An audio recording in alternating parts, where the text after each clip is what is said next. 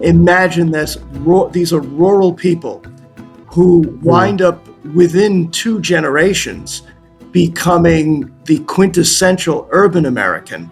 But for that first generation that's landing on South Street in Manhattan, seeing things that they could not have ever even imagined, right? But this is where the connection to Tammany Hall starts as well. And there were Klan rallies around not the South, but the northern United States in 1924 to protest the idea that a Catholic might be running for president.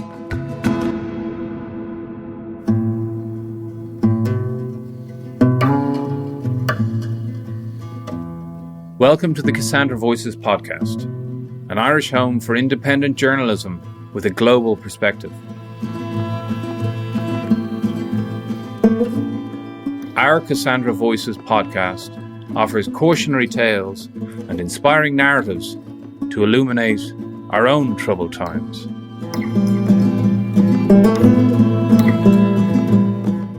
We'll be putting out regular episodes reflecting the broad scope of our magazine's coverage over the last 6 years.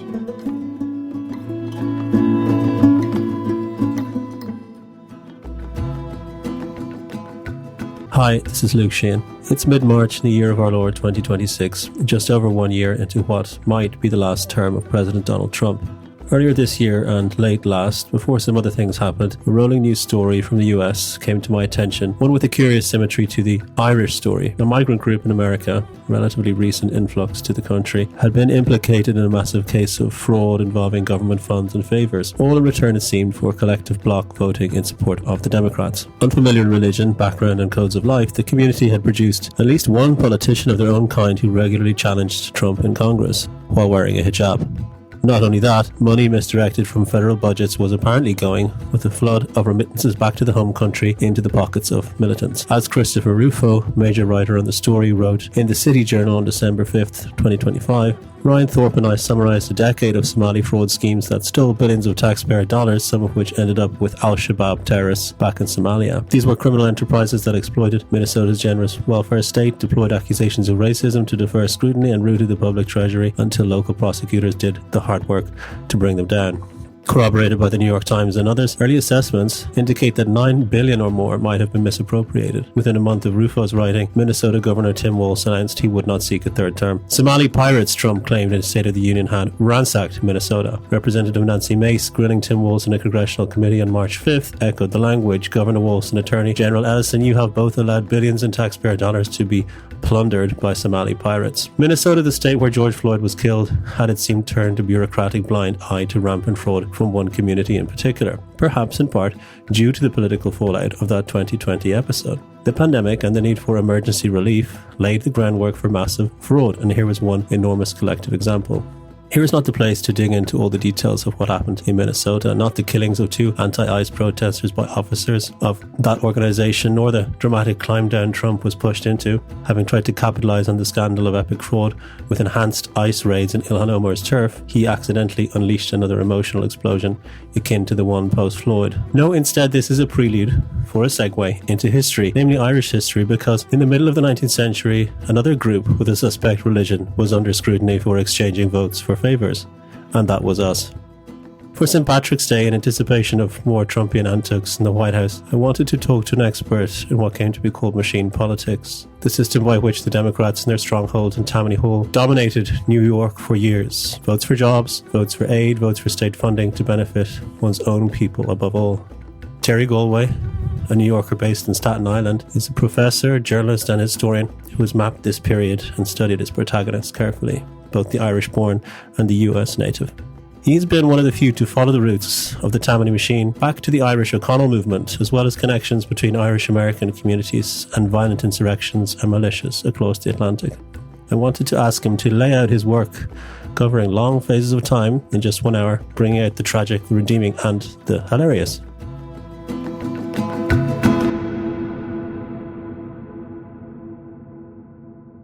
Terry Golway, welcome to Cassandra Voices. It's great to have you on.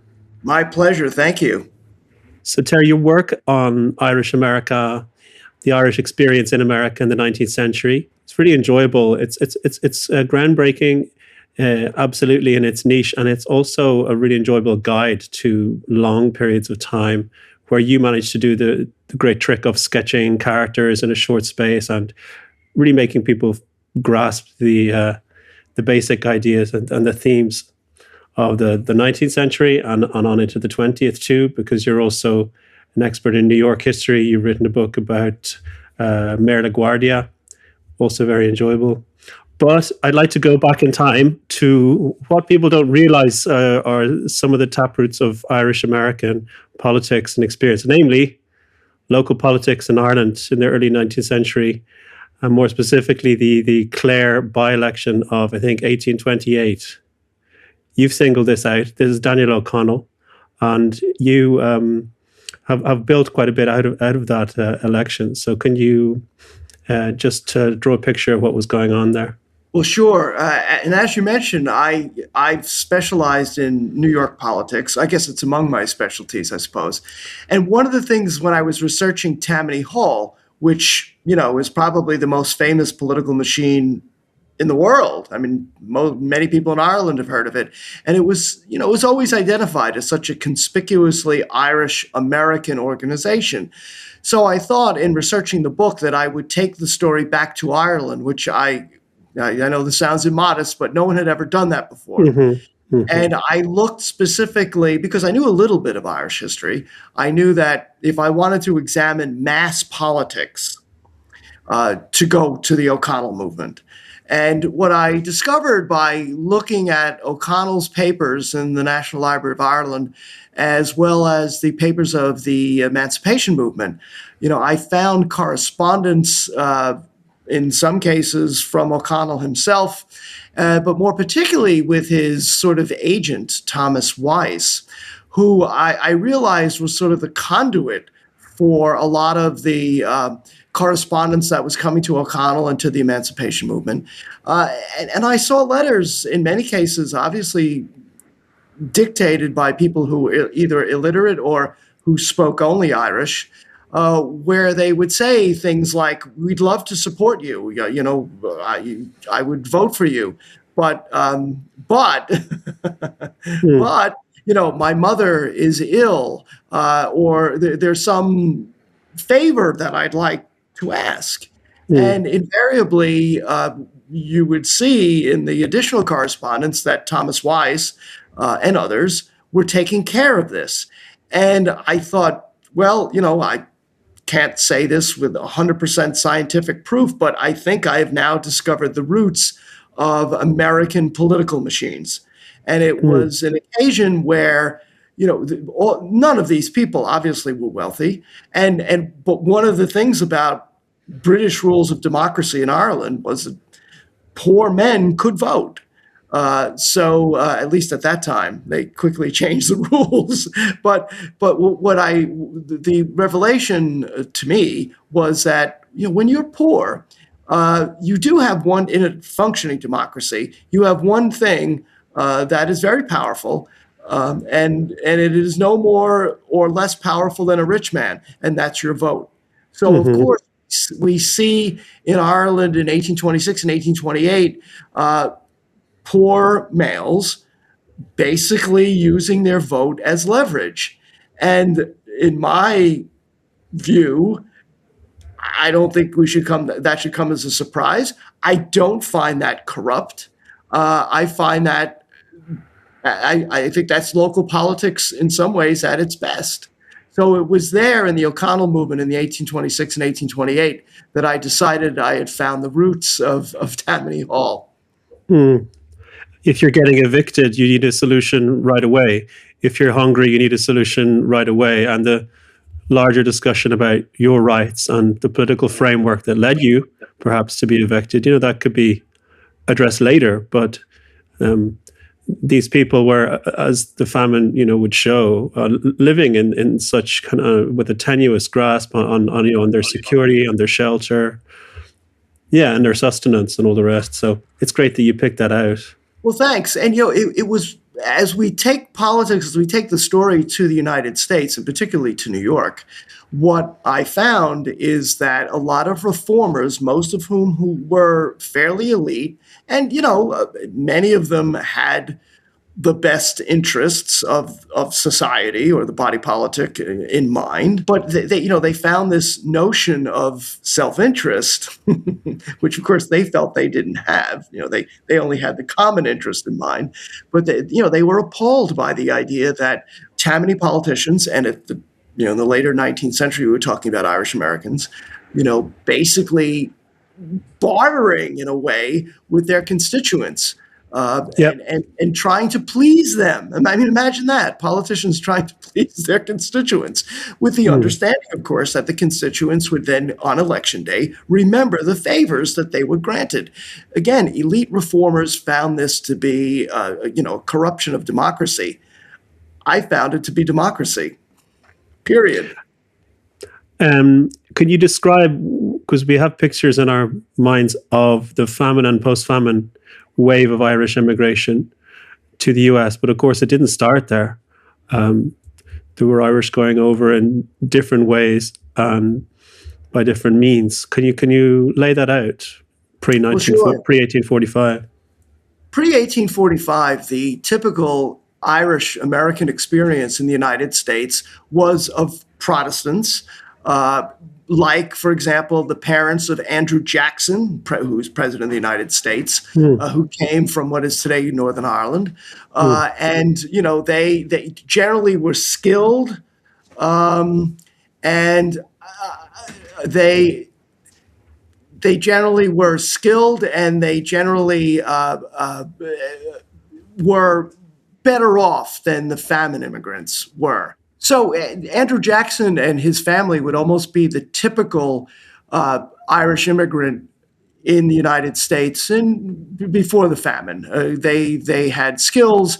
They also were not urban people, as opposed to the famine Irish who come after 1845. They went into the backwoods, and they basically sort of disappeared into the American landscape, and never, there's no real suggestion that Andrew Jackson, who is the only child of immigrants to ever be elected president of the United States, that he ever necessarily identified as Irish.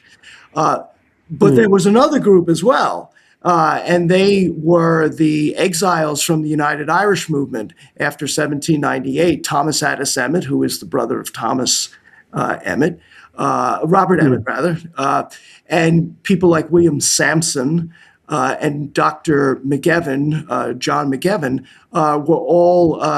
had all been involved in the Rising in 1798, and then they emigrated to the United States and immediately became involved in politics in New York. And in a particular kind of politics, they became small R Republicans. They latched on to Thomas Jefferson's idea of republicanism. They were keen on some of the French revolutionaries as well. And they became active at a time when John Adams was president of the United States, the second president, and he was a Federalist. He was sort of an elite. He went to Harvard Law. And Adams did not like these Irish immigrants who were preaching a kind of republicanism that Adams felt was too much like the French. So during Adams's time, Congress passed and Adams signed one of the worst laws ever passed in the United States. And that's a big statement to make. It was called the Alien and Sedition Act. And it basically criminalized free speech in the United States and sought to limit the influence of foreigners, of aliens. And the people they had in mind were these Irish immigrants from the exiles from the United Irish Movement. So you had those two sorts of groups. But one thing that these two groups had in common was they tended to be Protestant and from what is today Northern Ireland. Right. And you've touched it. Here we're going into one of the big paradoxes in our, I suppose, struggle and our well-known history of independence is between violence and political or constitutional means. In Interestingly, of course, O'Connell, who had been around for the French Revolution, had witnessed some of it and preferred to espouse a nonviolent transformation. And yet, in the background of his mass movement, there was an interesting, almost flirtation with the sense of the possibility of a peaceful movement transforming to one that's more militant. Then others coming after 1798, very, very different idea, like Robert Emmet just mounting on his own, a very short medical student just trying to mount a violent coup. There's the question of liberation, because O'Connell was abolitionist. That's so important for your country. But the Irish Americans, we discover, even before the Civil War and everything, were not manifesting politics like that. They were quickly drawn into a kind of rivalry with other groups, and that included African Americans. Was that already present before the famine and the Civil War? Not so much, I would say. Most of the Irish, particularly in urban areas, were skilled and didn't necessarily sense any sort of competition. And I don't even really think gave much thought to enslavement, particularly if they were living in the North. I think I don't think so. I think that changes with the famine immigration as well. Okay, all right. So you've said to me, and you've written so well about how the famine begins to intertwine with mass immigration into New York. Is your name, by the way, is that an Ellis Island name? It's spelled Galway with an O. Yes. Which we don't see here. Yes. Okay. So when did your family go over? Do you happen to know? I don't. One of these days, I think I'm going to have to hire a genealogist, but my family is definitely pre-Ellis Island. So that would be That would be before 1892. Okay. So you could conceivably have been one of the people stepping off so-called coffin ship. What do you think that experience was like? I mean, think of that. These people could be coming, they're from the most exposed parts of rural Ireland often, and they're often they're not English speakers, and they're arriving into this city that's struggling to become, a mass city. It's definitely not the 20th century New York, as we know. But what do you think their experience would have been like when they actually get off there and start trying to make their way there? Yeah, can you imagine? I mean, that's the stuff of novels, because you're talking about, my friend Peter Quinn, the great Irish-American novelist, has written about this quite a bit. Imagine this. These are rural people who wind up within 2 generations becoming the quintessential urban American. But for that first generation, that's landing on South Street in Manhattan, seeing things that they could not have ever even imagined, right? But this is where the connection to Tammany Hall starts as well, because Tammany, which was not Irish before the famine, it is very much a sort of a WASP, white Anglo-Saxon Protestant organization. But they're politicians, and they understand that these people coming off boats on South Street in Manhattan are potential voters. And there is in American mythology, this notion, which happens to be true, that these immigrants were exploited by politicians and by shrewd merchants, etc. But they, as you said, many of them didn't speak English. They had never been in a city like New York before. Some of them had never been in a city at all. And it must have been so disconcerting. But with the way they reorganized their lives through several institutions, politics, labor unions, and the Catholic Church. Mm-hmm. That was the way and the church. They replicated the village experience in their neighborhoods in cities like New York. There are nice moments in your book, Machine Made. You're picking out, of course, the journalism of the time, caricatures. There's one caricature I particularly liked. You'll have to refresh my memory of what the actual moment it described. But basically, the Catholic bishops have become alligators. And I think that it was to do with a schooling issue, or certainly about or according funding to schools, whether or not that would be faith schools. Is that correct? That is exactly right. It's a very famous cartoon by this absolutely anti-Irish, anti-Catholic bigot named Thomas Nast, who also is a journalistic hero. He was a cartoonist, so it's hard to describe him necessarily. People think of a cartoonist as a journalist, but they are. Yeah. And he loathed Irish immigrants. And so the drawing that you're referring to portrays bishops as alligators or crocodiles. I forget the difference, but you get the idea. And they're invading New York, standing and they're approaching this sort of very rugged, waspy, white Anglo-Saxon Protestant male who is protecting children.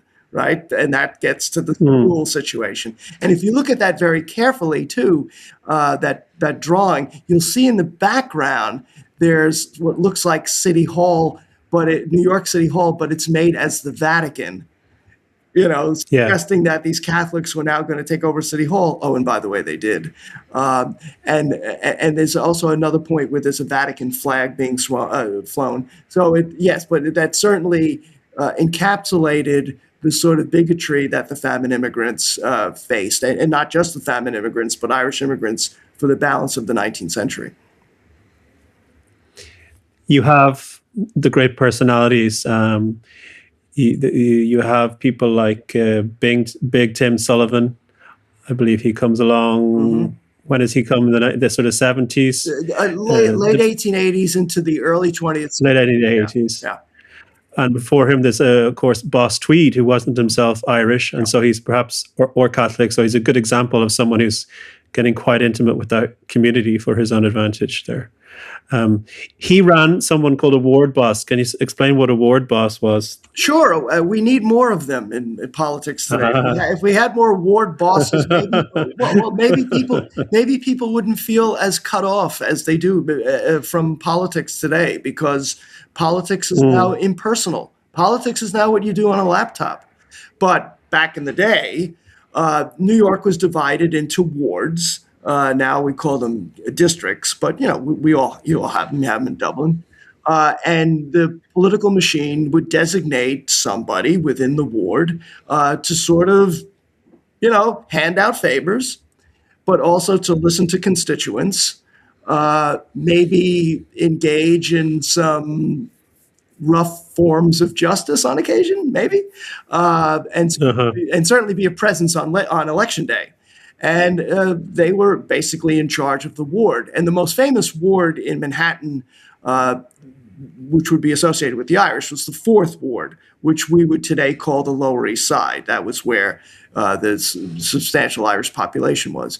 And, and because Tammany Hall eventually replicated the sort of the hierarchy of the Vatican or of the Catholic Church, the ward bosses were basically the parish priests of the organization. Yes.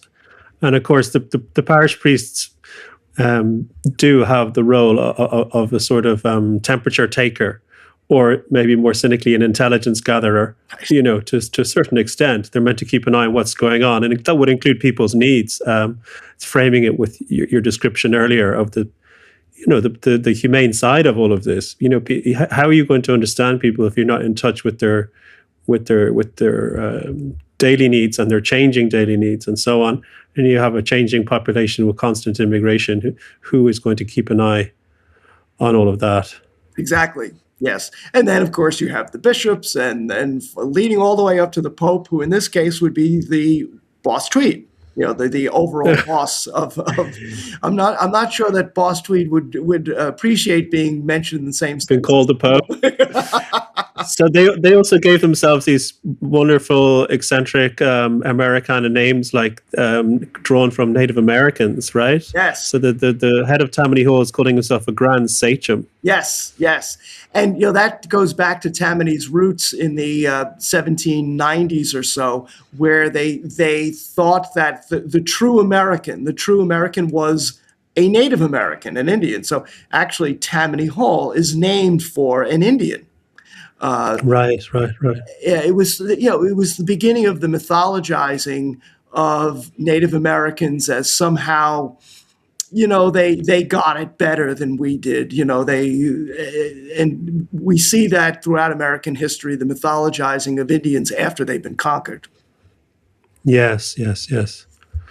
There's elements of Roman history there. The Romans would actually go on being obsessed with people even after they'd completely extirpated them, Right. like the Carthaginians.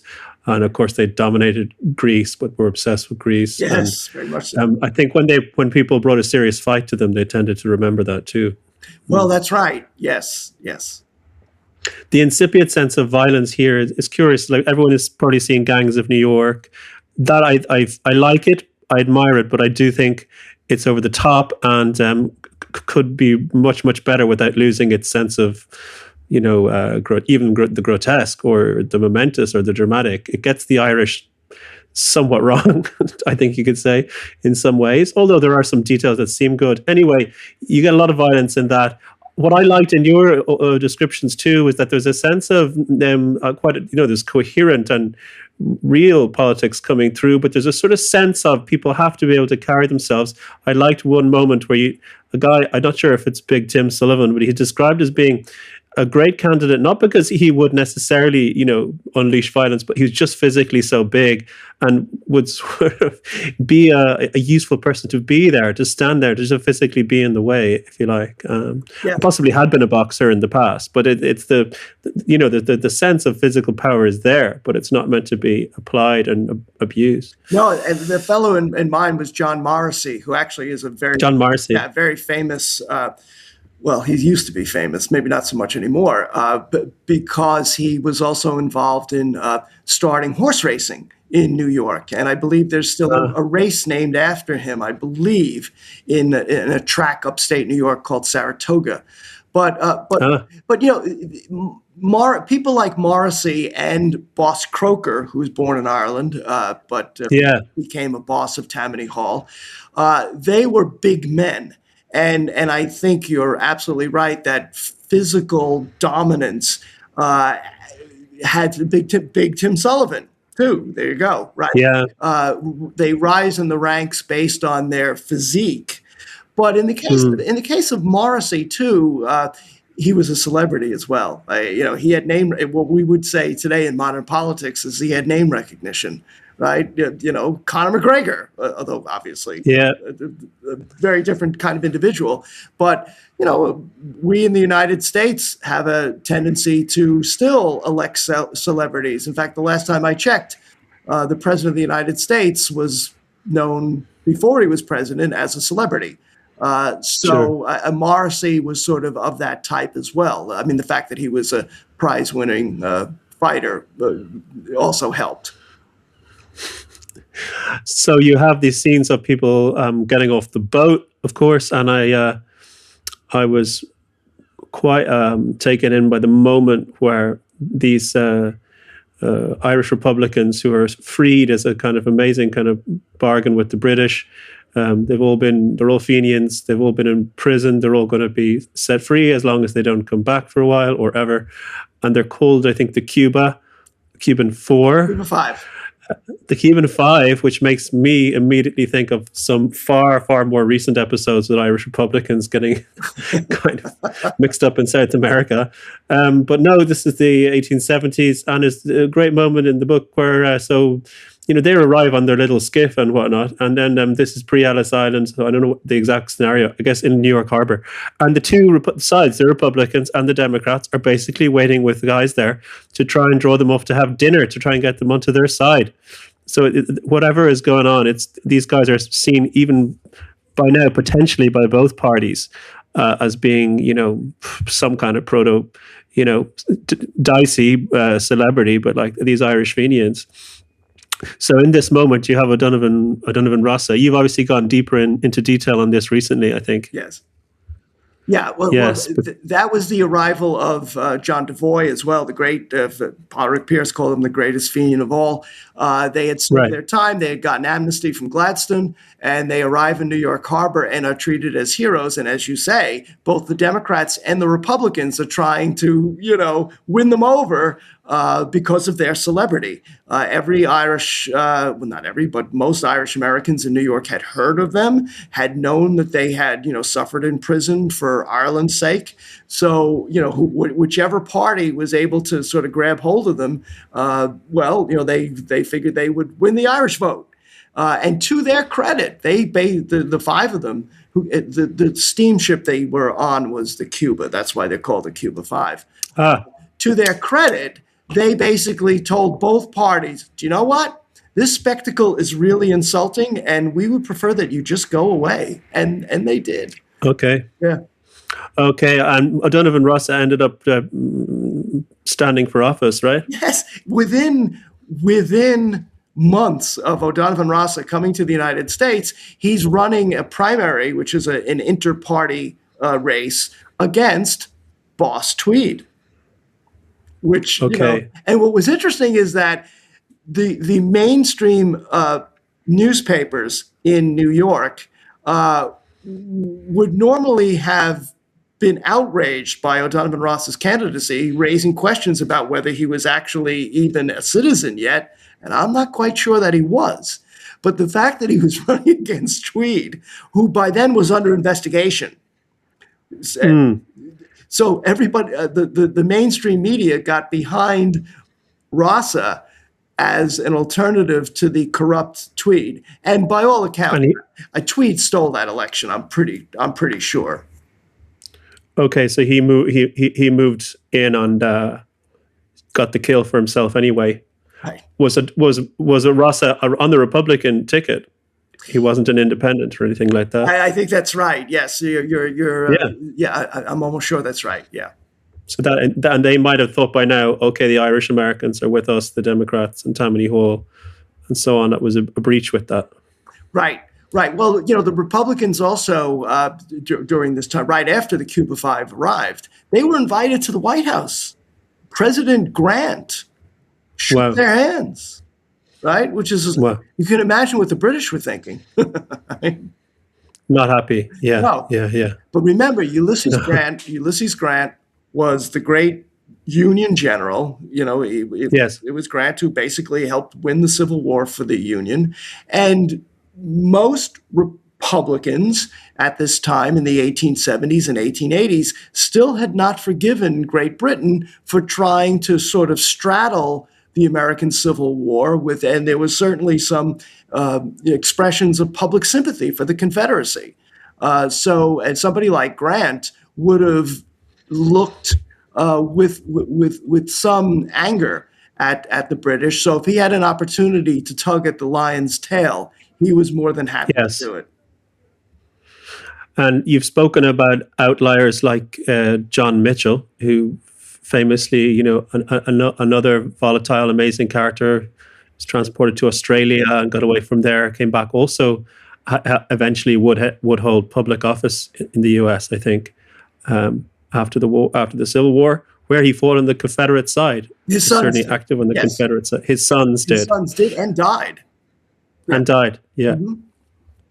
He, having seen in some of this anyway as a kind of agrarian versus aggressive urban force, entering from outside to destroy the livelihood of farmers. He thought that was comparable to Ireland. Yes, at least that was one of the reasons he gave. Yes. Yeah, I mean, he's a fascinating character, as you say. But as I was discovering all of these characters, and I grew up Irish American.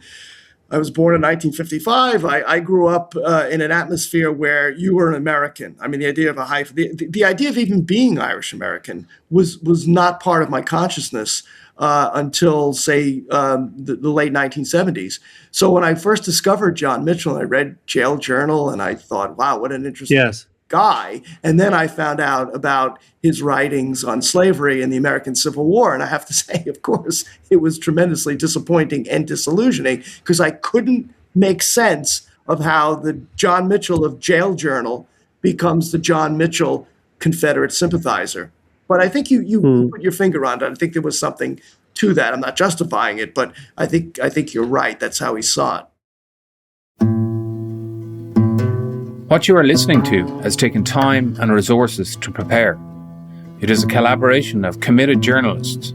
Please, if you can, share, subscribe, or support this podcast in whatever way you can.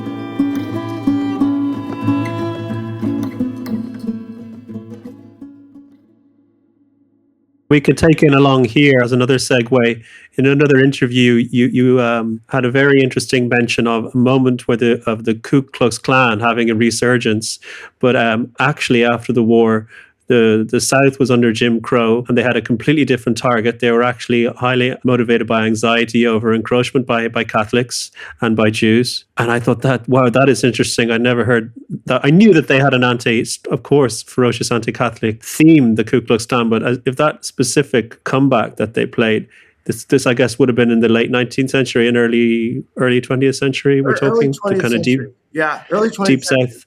Yeah. And we sometimes see the tactics of the Ku Klux Klan is kind of sometimes called like agrarian terrorism, or this kind of like grassroots countryside, the kind of things you can get away with in the country with the forces of order being more absent, and the wearing of disguises and going around at night. And there's literally parallels in Irish history, as you know, people dressing up in all kinds of ways and tossing firebrands into buildings and unleashing terror on each other in different ways. So I thought that was an amazing connection to draw. Well, right. And one of the things that I think a lot of American historians, a lot of academic American historians choose to ignore, in my view, is that the resurgence of the Ku Klux Klan in the late 19 teens, and especially in the 1920s, is not actually the result of their bigotry against African Americans, because by then the reason the Klan died out in the late 19th century is because it had done its job. It had successfully oppressed blacks. It had taken the vote away. It had installed Jim Crow. Right? There was no sense of a black resurgence in the South in, say, 1920. But in New York and Boston and Philadelphia and Chicago, Catholics and Jews were rising to power. And it was exemplified in the 1924 Democratic Convention in New York, where for the first time, a Catholic, Al Smith, who was the governor of New York, was a serious candidate for president. And there were Klan rallies around not the South, but the northern United States in 1924 to protest the idea that a Catholic might be running for president. And in 1925, the Klan, there are famous pictures of this, of the Klan in their full regalia marching down Constitution Avenue in Washington, D.C. in front of the United States Capitol. They were not marching to protest the presence of African Americans. They were marching to protest Catholics and Jewish immigrants who were starting to come into their own in the American political structure. And weirdly enough, I have found that argument that I've just made is somewhat controversial in some American historical circles, and I don't quite understand why. I think I do. I think it simply complicates the notion of white supremacy. The fact is, the Klan, yes, of course the Klan were white supremacist, but it wasn't just that. The Klan were white Anglo-Saxon Protestant supremacist, right? And that's a different kind of whiteness. So the idea of the Klan marching in Washington, D.C. to protest the power of other white people is, I think, a picture that is maybe a little too complex for some of today's American historians. And of course, the so-called Scotch Irish, you alluded to maybe some emigre or displaced Protestants from the north of Ireland, or with roots in the north of Ireland, who go to Appalachia, and their descendants are so-called Scotch Irish and so on. Not to oversimplify, but it might be worth remembering that in many cases they were themselves actually fleeing a kind of religious repression and some of this agrarian violence that I alluded to. So it was kind of in their blood. True. Yeah, I hadn't thought of that. You're right. So you've you made a great study of the journalism of the time, as well as all the primary sources. And you've said that if people could see some of the Irish American press of the 1860s and 70s, people, might be shocked now to read it. I mean, could you outline what you mean by that? I guess you're going to say just how bellicose it was, or just how fervent it was. Yes, that is exactly what I would say. Well, one of the things that you learn from reading the Irish press, the Irish American press at the time, is that Irish Americans certainly had a way with words, particularly when they were writing about other Irish Americans. And so, you take the violence of the gangs of New York that you talked about, and of course that movie is set during the draft riots in New York in 1860. Well, if you just move a few years ahead and maybe go into the 1870s, the gangs of New York are journalists, and the weapons they're wielding are words.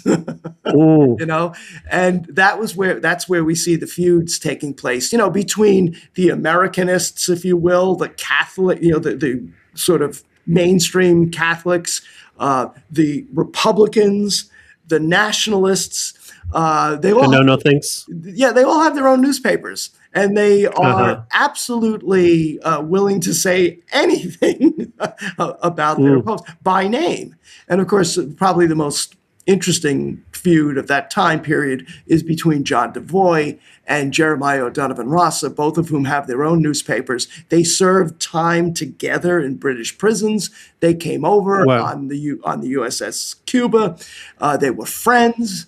And of course, flash forward to 1914 and it's or 1915, and it is Devoy who sends Rossa's body over to serve as the means for which Porrick Pierce gives his famous speech. But by 1870s, they are feuding with each other about the best means to use the United States as a launching pad for future change and revolution in Ireland. But my goodness, what they said about each other in headlines, it is shocking. Even today, where we are so much, at least in the United States, our conversation is so much more vulgar than it used to be.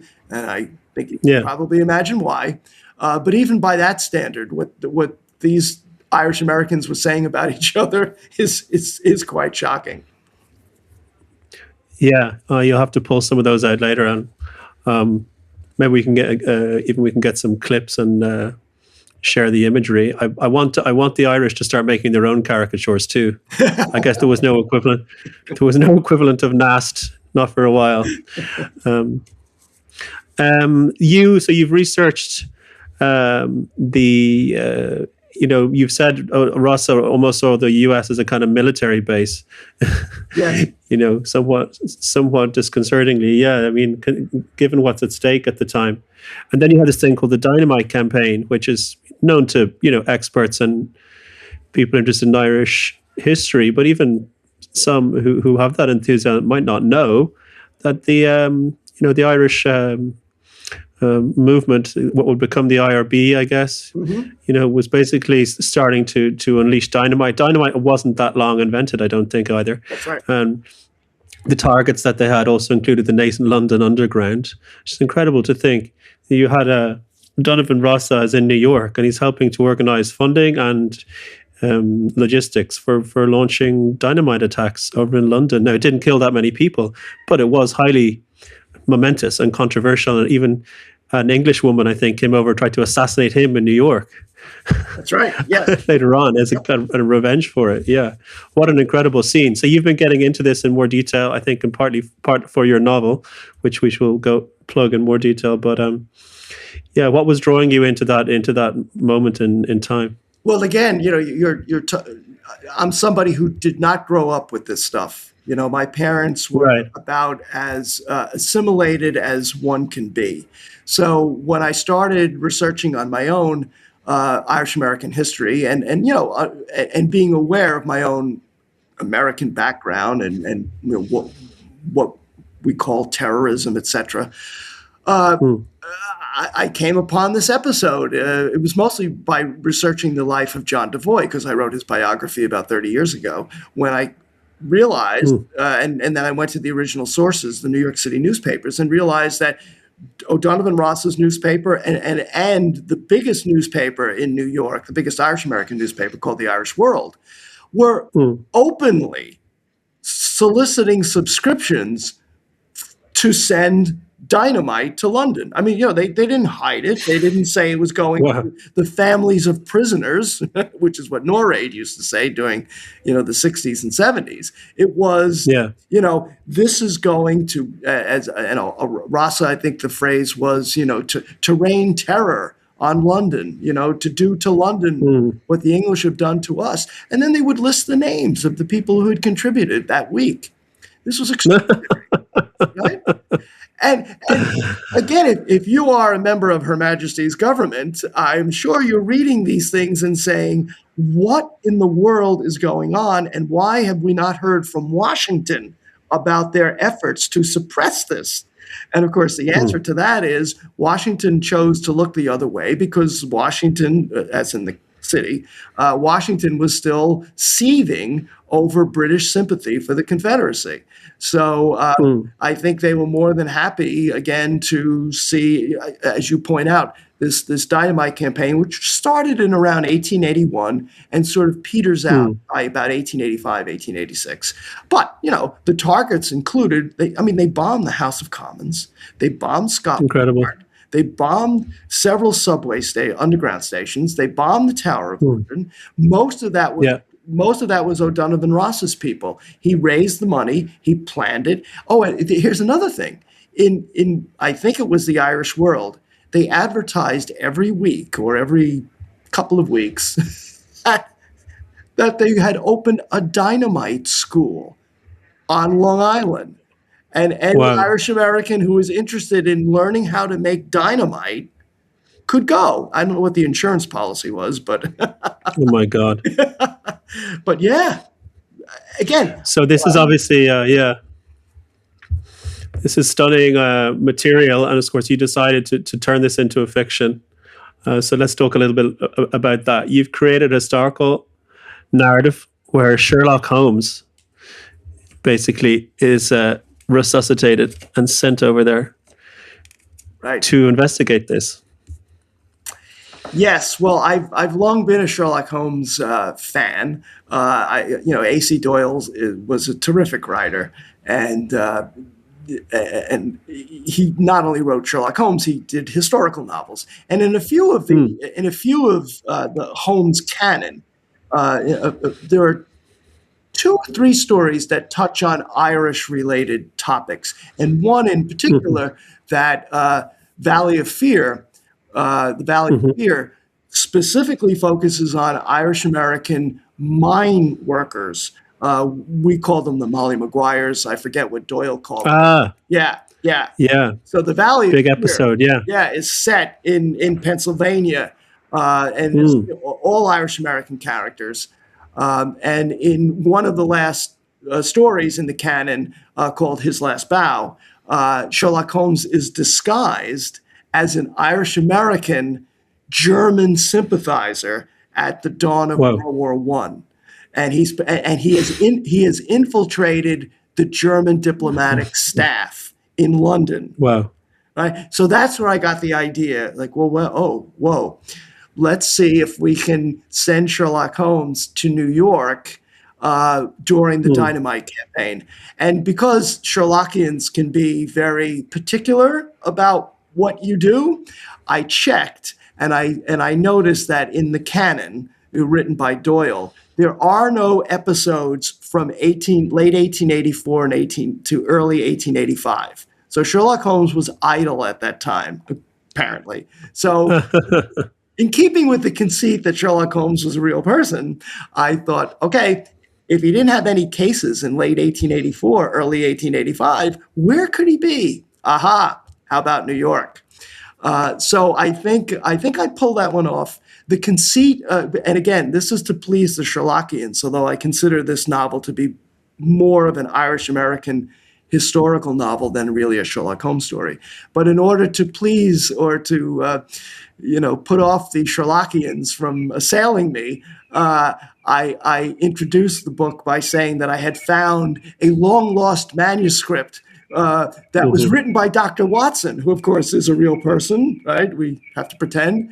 So that is the conceit of the book, that while researching the lives of the Fenians, I came across this manuscript, and then I added to it by adding John Devoy and other Irish American characters. But I'm making light of my own book, but I'd like to think it's a somewhat serious exploration of the dynamite campaign. What led O'Donovan Rossa to do what he did? What led some of these dynamiters to literally take their lives in their hands? And in the case of 3, they literally blew themselves up under London Bridge by accident. What led these people to do that? And Sherlock becomes the inquisitor in a way. He tells Watson in my book, I want to find out why they're doing this. And he eventually realizes, at least in my telling, that it's all the echoes and legacy of the famine. And historically speaking, this is true. By the 1880s, you're seeing people who were young during the famine now sort of in middle age and now have power that they couldn't have imagined back home. And they're using that power to exact revenge for Skibbereen, which is one of the themes in the book. So I think that, that's historically accurate. Many of the things that I talk about are either disguised because of time references, but they're all really based on actual events that took place. I mean, London was, I'm not exaggerating when I say London was terrorized during these years because these explosions were taking place, every month. And an unprecedented moment of urban terrorism. People didn't have a framework for it.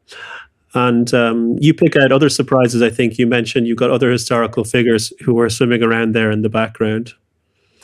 Yes. Well, one of the key figures, John Devoy is a very important character in the book.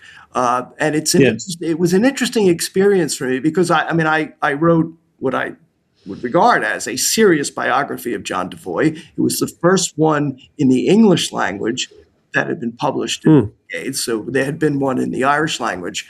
But to be honest, it wasn't as well footnoted as mine. I'll leave it at that. Okay. But I spent many years going through John Devoy's life, and John Devoy wrote letters. I could tell you that on the 31st or the 30th of March in 1885, he had a stomach ache because he had diaries. And it was brilliant. I mean, I could really reconstruct his life. I could reconstruct entire days because he was such a good diary keeper and letter writer. So I wrote that biography of him, and now I've decided to write a novel, and I turn him into a fictional character, which is, for a trained historian as I am, I mean, I have a PhD in American history. It's a weird experience. It's okay. I'm writing things, I'm putting words in John Devoy's mouth that I know he never said. But of course, this is fiction, right? And it's fair game. People do it all the time. I really don't think, for example, that Julius Caesar, as he was dying, looked back at Brutus and said, "Et tu, Brute." I don't think he said it. Shakespeare said it for Caesar, right? So it's done all the time. But still, for the historian in me, a couple times got the willies, describing, as you said, real characters. O'Donovan Rossa is a big character in the book. I do portray him as alcoholic, which he was. Thomas Burns, the founder of the New York City Police Department of New York's Detective Bureau, was an Irish immigrant. So he's a real character too. And interestingly enough, he became famous in New York and became known as the Sherlock Holmes of New York. So I thought, I'm pleasing about 7 readers who will get it. But the idea of the Sherlock Holmes of New York meeting with and working with and eventually fooling Sherlock Holmes himself, I kind of got a kick out of doing that. But again, I do regard it as a pretty serious look at a very serious time in British history, in Irish history, and in American history. The other thing I do too is while Sherlock Holmes is in New York, there's a murder in Central Park of 2 British officials, and that obviously is me taking the Phoenix Park murders in 1882 and just moving them to Central Park in 1885, just for literary reasons. Let's move on to today, because we didn't get to much of the 20th century. Right. But that needs another whole hour, really. But you live and work in Staten Island, which I noticed is where O'Donovan Rossett died. Is that That's correct? Yep, that's right. That's extraordinary. So there you are, and if we dive into what there is of Irish American politics today, I mean, would it be fair to say that you're somewhat at odds with the way that the standard, Irish American blue collar vote would go in Staten Island? Yes, it would. That is absolutely right. Yes, listen. I make no bones about it. I loathe the current administration. I think it will take decades to recover. I personally am not certain that there really will be an election in 2028. I am 70% sure that Donald Trump will never leave the White House. Because unfortunately, to your point, if that does happen, if Donald Trump somehow finds a way to not have an election in 2028 or to rig the election so that he wins an illegal third term, Irish Americans on Staten Island, for the most part, will say, I'm good with that. That's okay. Wow. There will be exceptions, and I will tell you that the Irish American politicians I know on Staten Island would be appalled. But the rank and file, blue collar, Staten Island Irish American that you described I believe, would have no problem with Donald Trump being president for life, and maybe even passing on the White House to one of his children. Would Irish Americans like them actually have been swayed over to the Democrats in the Kennedy era and then moved back towards the Republicans in the 90s or later on? That generation, I'm not sure if they're always going to, Yeah, that generation would be dying out by now, frankly. I mean, I'm 70 years old, and I cast my first vote in 1984. So anyone who voted for Kennedy or would be, well along in years. But to your point, though, there was a transition from the Kennedy Democrat to the Reagan Democrat, which is to say a Republican. And interestingly enough, they're framed by 2 Irish Americans. But throughout the 60s and 70s, after John Kennedy's assassination and all of the upheaval that we associate with the 1960s, Vietnam, assassinations, Watergate, the rise of the baby boomer generation that sort of openly, advocated cultural practices that maybe the older generation didn't like. That's where we saw the transition. And I believe that transition was more cultural than it was economic. Yes. That's always been the issue. And so by the time Reagan runs for president in 1980, we have this thing called what we call the Reagan Democrat. That Reagan Democrat would be a blue-collar worker on Staten Island who then becomes a Republican. Probably hadn't voted for Democrat, once Reagan was elected, probably pulled the Republican line every time since. So Staten Island is a Republican area. The one thing I should add, though, is I believe I'm correct that that Obama may have won Staten Island. I'm almost sure that he did in 2012. But the exception proves the rule. Yeah, there were votes that went from him eventually to Trump. Yes, I think he can demonstrate that, and I think kind of zooming out is something that you could observe here in terms of the machine politics and why politicians run or want to run into the arms of new immigrants and new arrivals into a polity. I think, and you don't have to be scandalized by it in a certain way, but you can look at it this way, that while votes can swing, and it's a dangerous thing that they should swing, I think a lot of analysis in elections comes down to the fact that people, by and large, when they're committed voters, they do tend to be fairly loyal, and they can even be intergenerationally loyal, and that is to be protected as your base. But when new people come in and you can win them over to yourself, you can gain an amazing advantage. So, and you don't tend to address. You want to keep your base and your loyal voters, but you don't spend all your energy upon them, because of this tendency towards relative loyalty, over time. We can see it here in Ireland. People would constantly go, why do people keep voting for Fianna Fáil and Fine Gael? And if you ask them, and they will honestly tell you, well, I've always done that. Right, yep. And maybe even my father did, and so on. And that can seem a little bit lacking in self-reflection, but that's kind of the way it is. So this maybe partly why, people have such a tremendous focus on new arrivals. Yes, but in the case of Irish America, there was a transition actually even before Kennedy. There's a wonderful book that talks about this journey that Irish America has been on since for the last 100 years. The book is called The Inheritance by Samuel Friedman.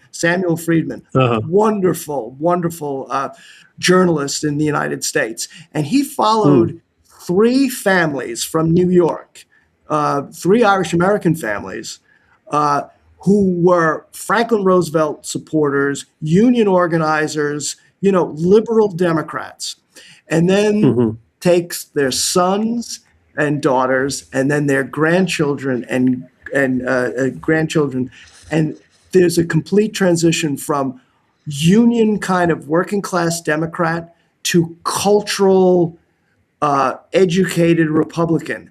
And I have to tell you, I don't think I've ever read a better book that explains the transition with empathy, mind you. Now, the book came out.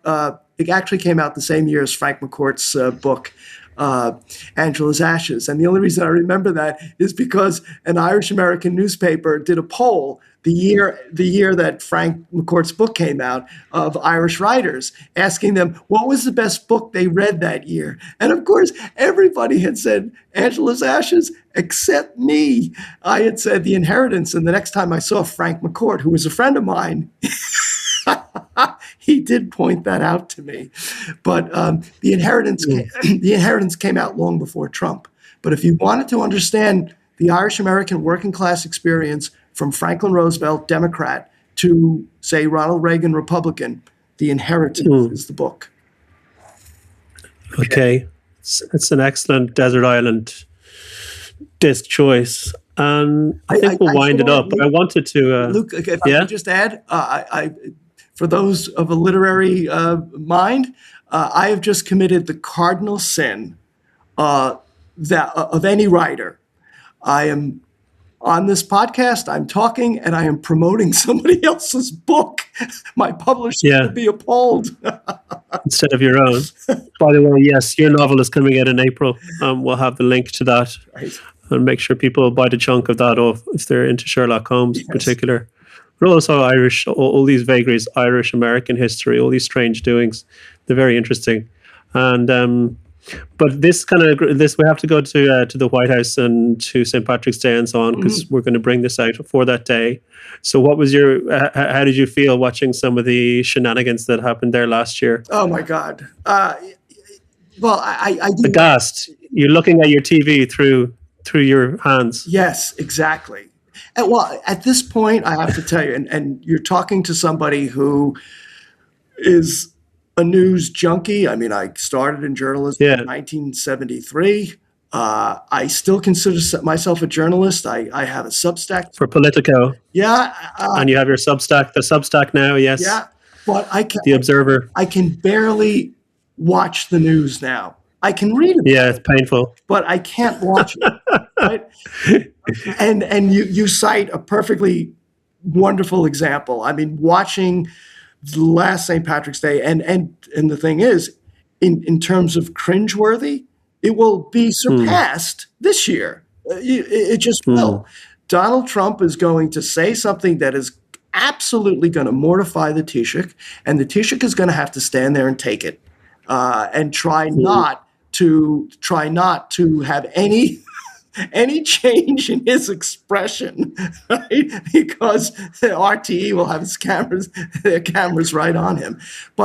And this is, by the way, this is true of any foreign dignitary who comes in. I mean, the German chancellor was in Washington recently and had to sit there while Trump went on some ridiculous tirade. I don't know. Well, I guess I know why they do it. They have to do it. And I understand why the Taoiseach and why government officials feel obliged to go to Washington on St. Patrick's Day. But my goodness, I'm sure it's never felt like an ordeal like it's going to feel this year. No, he did not look to. He enjoyed that at all. It doesn't tend to come alive, right? For too many public events these days. Yeah. But I did like Trump had one ameliorating thing where he picked out that Micheál Martin's father had been a boxing promoter and started talking about that. Right. At least that was sort of in the kosher territory. Yes. But I doubt he'll come up with anything much nicer this time around. Right. Terry, it was amazing to talk to you, and especially to see how all your work on this stuff is bringing you out in more books. And do you think after you launched your Sherlock Holmes fiction, you'll create something else soon? I hope so. If this book does well, I may yet have a sequel, because I've always wanted to write about the Irish American component of the Easter Rising. Because after all, as many people in Ireland know, I hope, that the Rising would not have taken place without American support. And Irish Americans acted as the conduit for Roger Casement to go to Germany, and etc. So if this book does reasonably well, I'm hoping that I can send Sherlock Holmes back to the United States in 1915. But we'll see. Well, of course, it was terrible that after our wars here and independence, they burnt basically the National Archives. You've done so much great work in the archives, as a historian should, but so much of that is lost here, sadly. Yeah, yeah. But I've no doubt that when you come and spend more time in Ireland, that you will find more interesting documentation. Thank you. I hope so. Terry, thank you so much. We'll see you again. Right. Thanks, Luke. I appreciate it.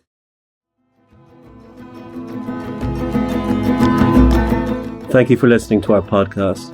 Cassandra Voices is a multimedia project that seeks to highlight independent voices and inspire original thinking with stories from Ireland and around the world. Go to CassandraVoices.com online to read more and look out for more episodes from us in future. Your attention and your support are crucial. Thank you.